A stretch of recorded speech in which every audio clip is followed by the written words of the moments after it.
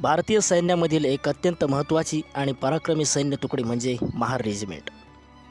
वर्षानुवर्षापासून समाजव्यवस्थेने बहिष्कृत केलेली जमात म्हणजे महार समाज। लढाऊ वृत्ती असलेल्या या महार समाजाला सर्वप्रथम सैन्यात स्थान दिलं ते छत्रपती शिवाजी महाराजांनी। पण महार आणि त्यांच्यासारख्या जाती वर्णहीनांना मोठ्या प्रमाणावर सैन्यात भरती करण्याची सुरुवात इंग्रजांनी केली। 1 जानेवारी 1818 मध्ये पुणे जिल्ह्यातील कोरेगाव भीमा येथे झालेल्या दुसरा बाजीराव पेशवा व ईस्ट इंडिया कंपनीच्या लढाईत महार सैनिकांनी लक्षणीय कामगिरी केली होती।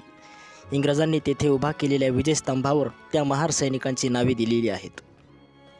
दुसऱ्या महायुद्धातही या सैनिकांनी अत्यंत पराक्रम गाजवला होता, पण काही वर्षांनी हे सैन्यदल बरखास्त करण्यात आलं। पुढे बाबासाहेबांनी महार सैन्यदल स्थापन करण्यासाठी प्रयत्न केले आणि त्यांच्या प्रयत्नांनी 1 ऑक्टोबर 1948 मध्ये बेळगाव येथे महार सैन्यदलाची स्थापना करण्यात आली। त्यालाच महार रेजिमेंट असे म्हणतात। एकदा काश्मीरच्या सीमेवर महार बटालियनने अत्यंत शौर्याचा लढा दिला होता। तो लढा पाहून सारे सैनिक अधिकारी दंग झाले। बटालियनने करून दाखवलेला पराक्रम पाहून बाबासाहेबही गहिवरले। सन 1949 मध्ये बाबासाहेब या बटालियनला भेट देण्यास काश्मीरला गेले। बाबासाहेब मिलिटरी प्रांगणात आले। साऱ्या सैनिकांच्या चेहऱ्यावर आनंद आला।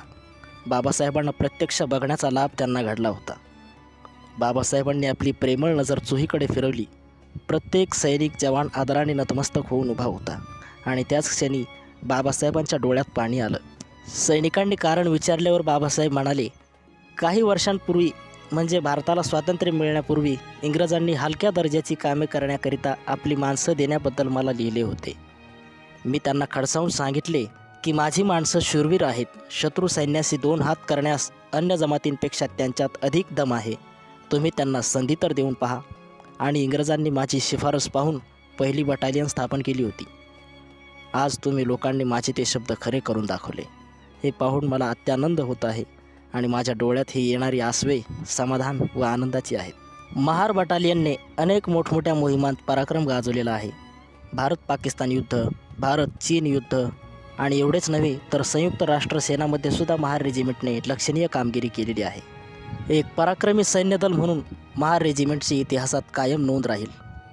आजही भारताच्या सुरक्षेत महार रेजिमेंट अविरतपणे कार्यरत आहे।